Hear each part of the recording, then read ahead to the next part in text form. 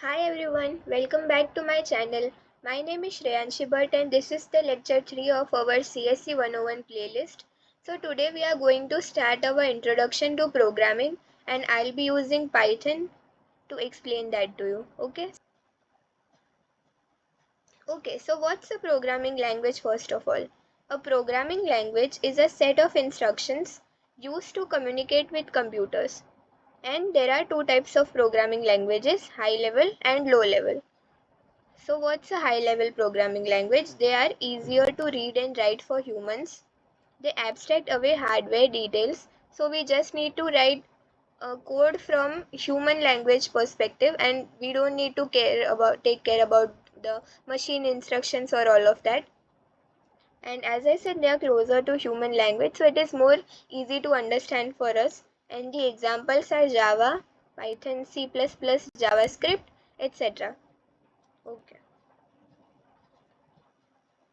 Yeah, and what's a low level language? They are closer to machine code. So we write machine instructions in them and they are less abstracted and we have more control over the hardware. So remember I talked about something called registers.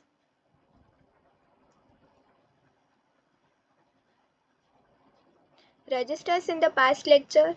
So if you want a sneak peek of how do low languages work, so there's something called the move instruction.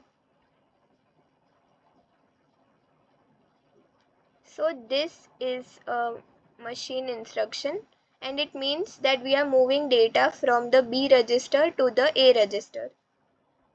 Okay, and that's used for system level programming, and assembly code, machine code are an example of low level languages. Yeah, so why are we choosing Python for this lecture? So just a little bit of history. Python was founded by Guido van Rossum. I am 100% sure I did not pronounce it correctly because this is a Dutch name. He was a Dutch programmer and he named it Python not because he was fan of this Python snake, but because he was a fan of some British comedy club. Yeah, so that's the reason why he named it Python and it is not based on a snake's name. So yeah, why are we starting with Python? Because it is simple and beginner friendly. So it is perfect for our CSE 101 playlist. It is super versatile. You can do web dev.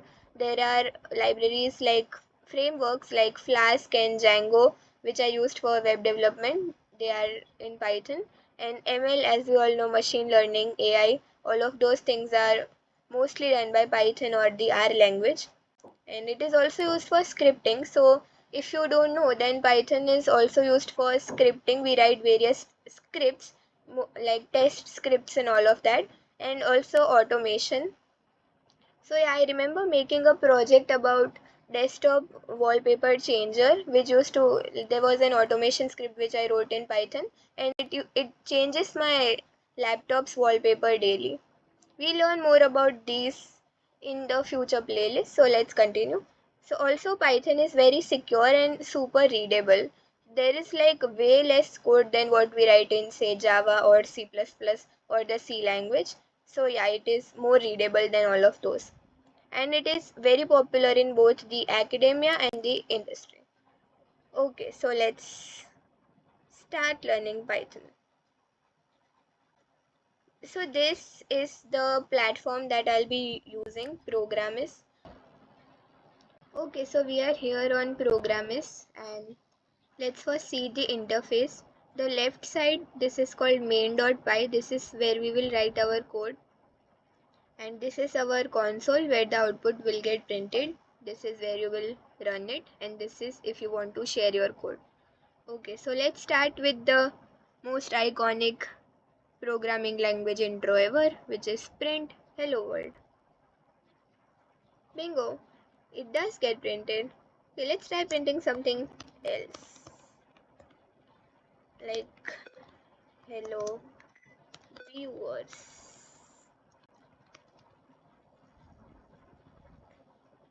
Yep, it works. So this is how you print in Python. You write print, then you use these brackets, and then you make these double quotes, and here you write whatever you want to print, and it gets printed.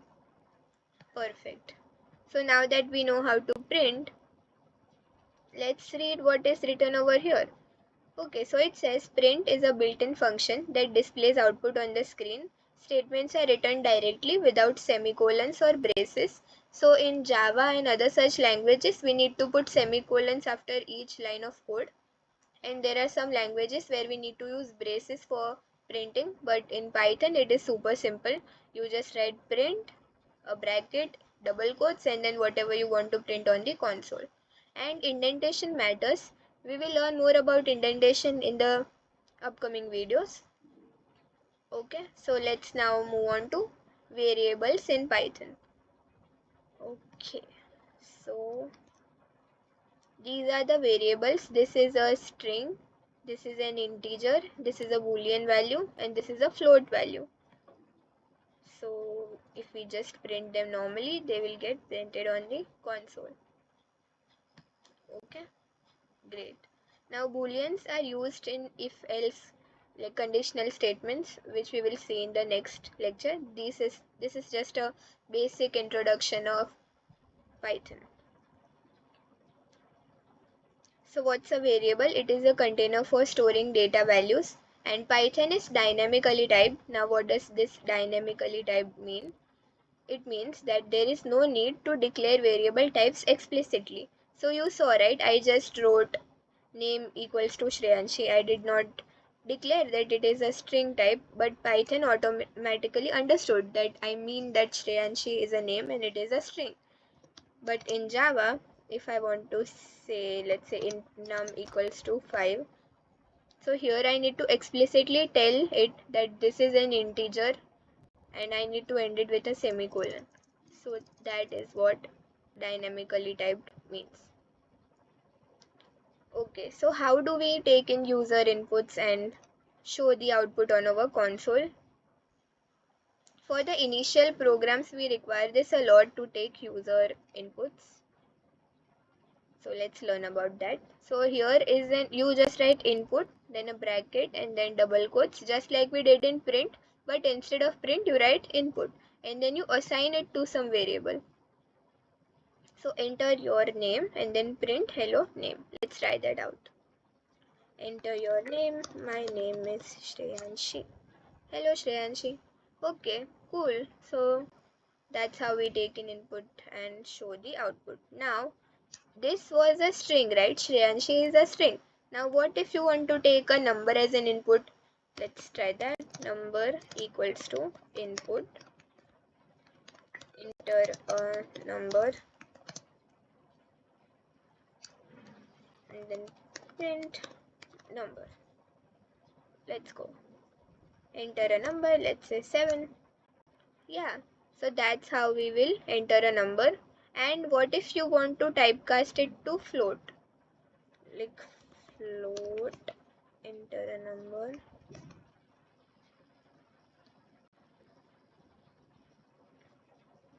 Now if I say 77.77, this is a float value now.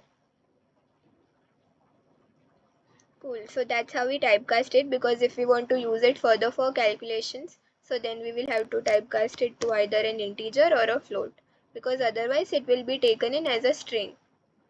I hope you are getting my point, everyone. Okay.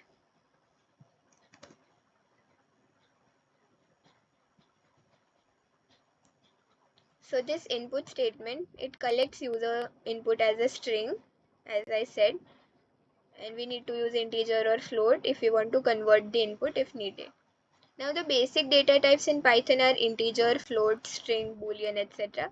And there are also some complex data types like list, tuple, dictionary, and a complex number. So let's check them out. So what is a list? It is an ordered mutable, which means it can change and it allows duplicates. Now here is an example of a list. So this is a list called food, and these are the items in the list: samosa, cheese, naan, paneer, butter, masala.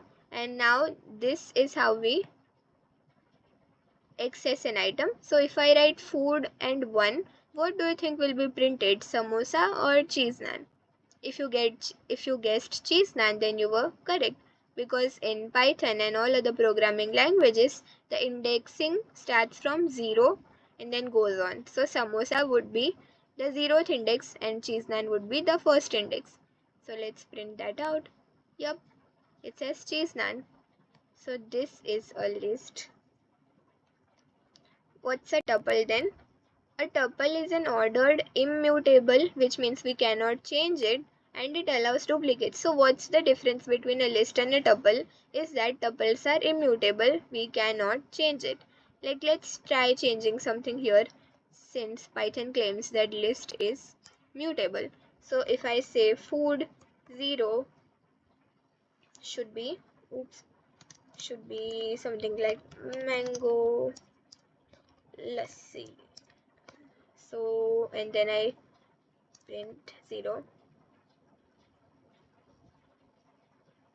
Yup, it says mango lassi, so that means that this is mutable. Now let's check out a tuple. So the way we write is that here we use these round brackets, and for list we use these brackets. Okay, so it basically works the same, just the syntax is a bit different, and these are immutables. So I cannot do coordinates on the 0th one is equals to 11.5. If I try doing that, it will not work. See, it gives me an error. Tuple object does not support item assignment. Okay, and if I just print it out randomly, it will say 10.5. Yes. So that's how tuples work. And now what is a set? A set is an unordered. Now both of these were ordered. Set is unordered and mutable again, and no duplicates are allowed. Now what does this mean? No duplicates allowed. This is a set of unique numbers. Now you can see that I have entered 2 4s here, but what happens when I print this set? Only one 4 is printed and this duplicate 4 is not printed. So that's a set. We use curly braces here. So for list we use this bracket, for tuple we use this round bracket, and for for set we use this curly braces. Okay. Now there's something called a dictionary. What's a dictionary? So basically, until the 3.17 of the Python version, it used to be unordered, but after 3.7 and all the plus versions, they keep the insertion order in the dictionary, and dictionary stores key and value pairs. So here also we are using this curly brace, but here in the dictionary we are assigning keys and values. So this name is a key, and as you can see we are using a colon here. So this is the value for the key, that is name. Similarly, we have this key called education, and the value for it is computer science, and we have this for age, and the value for it is an integer. So yes, as you can see, the data types of values are different. Now if we print this dictionary, we are specifically printing the name. So that's how you access a value. You need to write its key and then the value can be accessed. So that is a dictionary. Now if we want, we can also merge data types, and see, we can create this as a list of dictionary. So that's one item. Now we can add another one. Let's say that name is Alice, education is LLB, age is 22. Now if I want to access the name Alice, I will need to say that I am referring to the first item, and that in that dictionary we are talking about Alice. Let's try that out. Yep, we can access Alice like this. So that's how you can create a list of dictionary. And there's something called complex number. So we have learned that in school, that it has a real part and an imaginary part. So this is how we create that. Now if you are not doing something which is mathematically heavy, you will not need this complex number data type. So as you can see, that's how we access. Z is the 3 plus 4j, and if we do z dot real, we'll get 3, which is the real part, and if we do z dot imag, we'll get 4, which is the imaginary part. Okay, now before we end this video, let's try something cool. I have created a simple random number generator program in Python. So first let's understand how this snippet works. We need to import a library called the random library, like import random, and it will get imported. Then we will generate a random number between 1 and 100, so that's inclusive. 1 and 100 will be included. And then we assign this to a variable called random number. We use this library, so we write random dot rand int because we want a random integer. Then we give the range, which is 1 to 100, and then when we print your random number is, it will give us the random number. Let's run that. Your random number is 9. Now if I run that again, it will give me a different number. See, your random number is 12, your random number is 37, and so on. So that's how you wrote your first simple random generator Python program. That's it for this video. In the next video, we will learn more about conditional statements, loops, functions, etc. I hope you guys enjoyed it. Thank you so much for listening to me for this entire time. I hope you have an amazing day. Please don't forget to like, share, and subscribe. Bye.